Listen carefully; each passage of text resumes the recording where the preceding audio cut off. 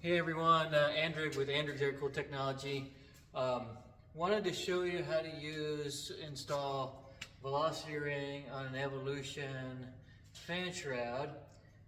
All the Evolution fan shrouds up to the last one I shipped, which was and ordered, was November 17th of this year. I'm about to make another one for a customer, and all the new ones will come with the provisions for installing the velocity ring out of the box, so you don't have to worry about modifying. But for everybody who's ordered one, who has one from pre the 17th of November 2024, you'll have to, if you order a velocity ring, you'll have to modify the fan shroud. So I'm making one now, so this is obviously not a complete fan shroud, so I'm not showing that, but I wanted to show first, you're going to get this template. And you'll see here, it's basically the shape of the velocity ring, but it has a little lip on it that is the width, for going inside the air inlet opening. And so that's the face side down on your fan shroud, and you'll want to position it in such a way that you have your four kind of ears like that off to the side. That's probably the best way of doing it in terms of where the bolts will go through and where eventually you'll have these rivet nuts installed in there for the bolts. So this is just the first part, and once I have this fan together, I'll video the rest of it. But essentially you got two options here. Once you just placed your template in there and you have it kind of spaced nicely, you got this straight across, and you've got kind of your four ears sitting out like I illustrated. You got one of two things you can do. You can either use, on an existing fan shroud, a little 2mm drill bit, which fits in the hole, or you could use a punch it to mark the spots, and then drill the holes from the punch marks. I'm going to do it via the punch method, only because this fan shroud's not already together. I'd probably just do it with the drill bit if I had it already together, because I'm going to just take this sheet over to my drill press and drill the holes. So just once you have it there, it fits in there beautifully, then you're just going to hold it. If you use the punch method, just make sure you punch it good so you have nice indentation. So you drew it, so your holes will be in the exact right spot.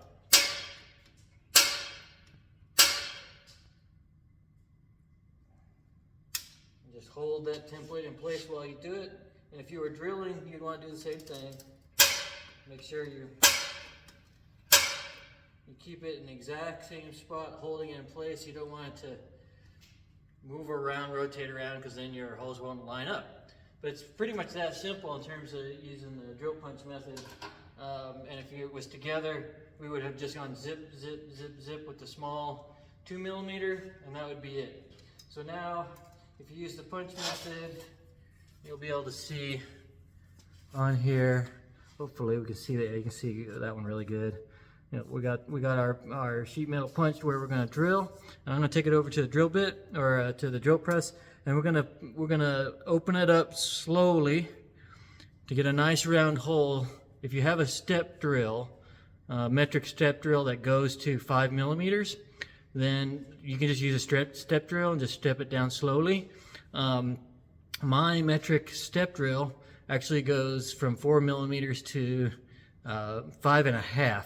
So I can only really use the first part of that, but I like to start with the step drill, and then we go up from there to 5mm. That gives you a nice clean round hole. If you try to go 5mm all at once, typically you'll get an awkward hole just because of the way the drill bits work. So you want to step up to it. So I'll show you that in just a second. Okay, so here I am at the drill press, and I've got my metric step drill in. I'm just going to use the first cog on that to open it up, and we just use our punch marks like we always do. Just kind of line it up, make sure we've got the tip in that punch mark. Turn the drill on. Go home. same thing here. We're just going to very carefully line up the drill on that. Center.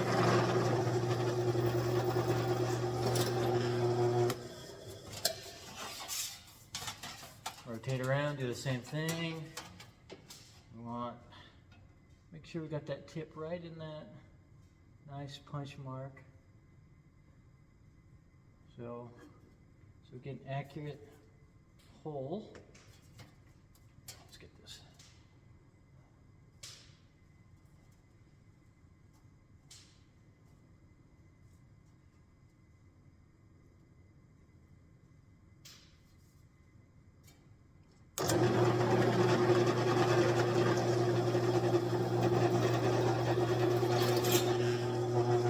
Of course, you could do all this by hand as well. It's nice to have a little drill press where you kind of can make sure you're really getting it centered on there. If you were doing this by hand, I would recommend starting with no more than like a 3mm drill bit, just it's easy to get centered in that punch mark. The way this is essentially working, when I turn this on, I got almost no pressure on that, and it'll kind of self-center right into the punch mark.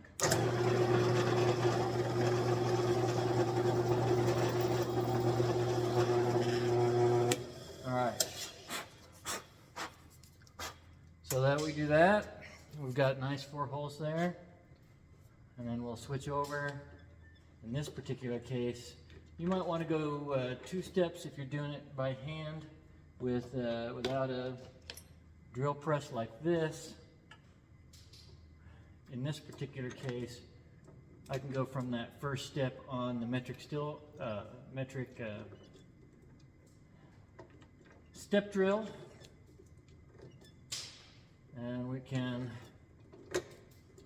go right to our final size, which is 5mm. And again on this, you just want to be very careful. Don't hold it real hard. Kind of get it there. And if you're using like a drill press like I am, if you start it up, it'll kind of self-center on that hole.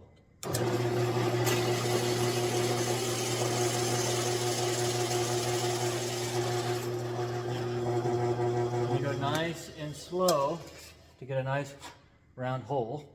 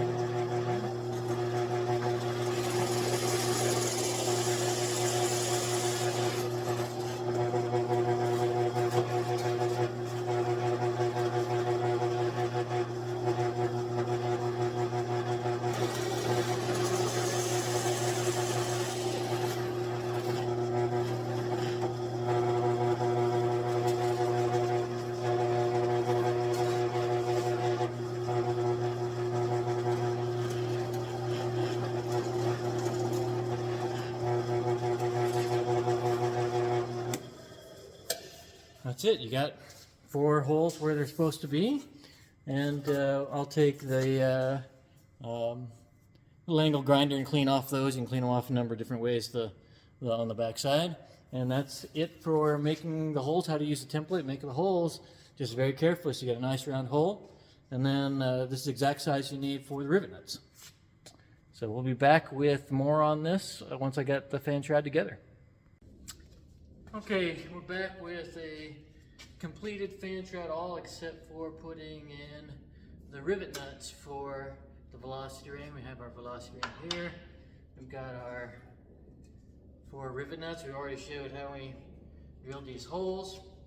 So once you have those holes drilled, and of course I can show once again on the completed shroud the template sitting on there. So we've got 5mm holes here for the rivet nuts. We just place the rivet nuts in the holes,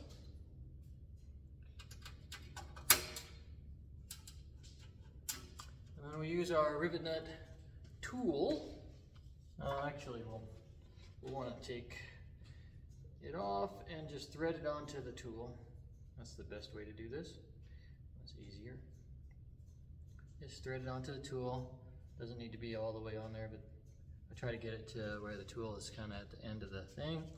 We make sure our drill is on forward. This is our Astro pneumatic rivet nut tool. There are manual tools for this as well, where you can just use wrenches that are significantly cheaper. Of course, this just comes with, you know, a whole set of mandrels with different sizes and stuff. So and that I have in the link of the description of installing these rivet nuts for the doghouse fan shrouds as well. And I'll try to make sure I put the links to a couple of rivet nut tools, this one that I use, as well as one of the manual tools. The disadvantage of the manual tool is that they just come in one size. And so for each size you need, you got to buy a different tool. With this, you can, you know, just buy different mandrels and you're off to the races. So, and you got one tool. So it's a pretty simple tool to use. You just stick the rivet nut in, make sure you're flush.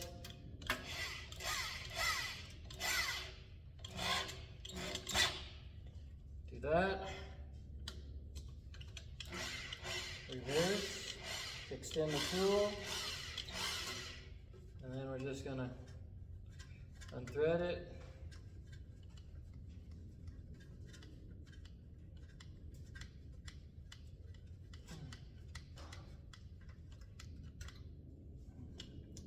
A little bit tricky.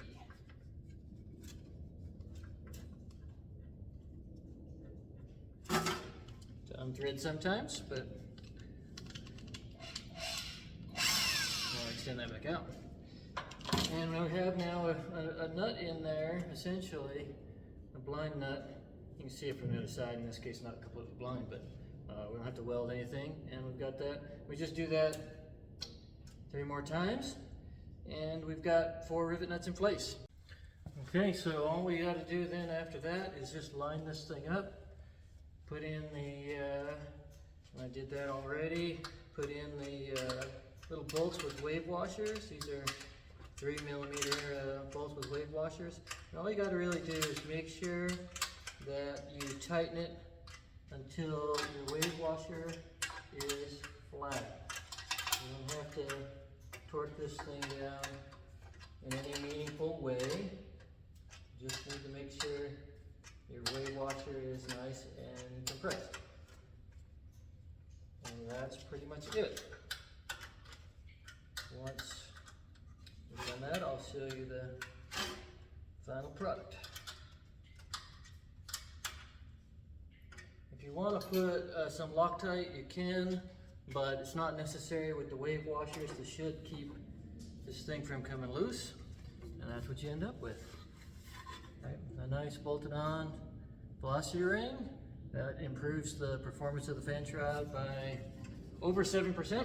And with just an OEM fan and the velocity ring, you're going to get greater than 59% increased airflow for cooling your engine. So this is a really good combination, and everyone that's had it so far has given me great feedback. So appreciate it, and hopefully this makes it pretty clear how you would just install the velocity ring, how you modify the fan shroud if you don't get a new fan shroud. Like I said earlier, all new fan shrouds, this one included. This one was actually ordered by a customer with a velocity ring, but all new fan shrouds will have the hardware pre-installed, ready to go for a velocity ring. So if you don't buy one right away, but then you want to add it, you'll just be able to add it by bolting it on. So appreciate it. Thank you so much. Bye-bye.